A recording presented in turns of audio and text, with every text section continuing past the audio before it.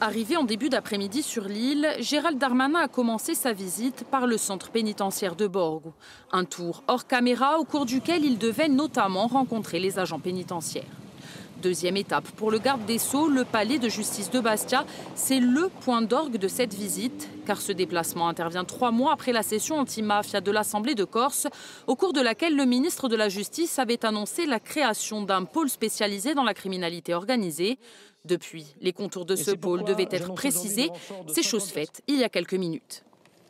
Le travail de renforcement et du parquet et du siège. Je rappelle qu'il y aura ici 57 magistrats et agents du ministère de la Justice en plus d'ici 2027, dont 17 magistrats vont aider, je crois, ceux qui courageusement déjà mènent cette bataille contre la criminalité organisée.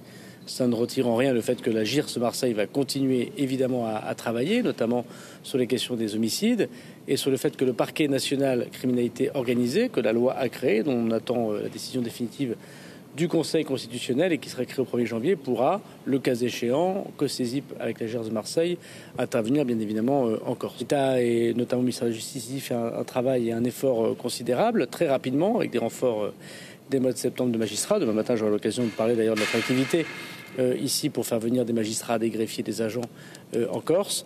Et puis c'est aussi un message de dire qu'on doit juger en Corse. L'État n'a pas peur de juger en Corse avec des moyens tout à fait inédits. Avant de la rendre publique, Gérald Darmanin a souhaité donner la primeur de cette annonce aux magistrats insulaires et aux bâtonniers des barreaux de Bastia et Ajaccio. Depuis des mois, ces derniers s'inquiétaient de la mise en œuvre de ce pôle. On n'est pas rassuré, mais c'est une juridiction d'exception qui n'en est pas vraiment une, de ce que j'en ai compris.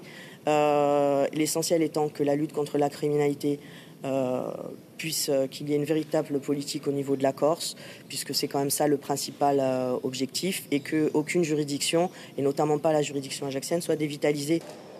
Dernière étape de cette journée, la collectivité de Corse, où Gérald Darmanin doit s'entretenir avec Gilles Simeoni et Marie-Antoinette Maupertuis.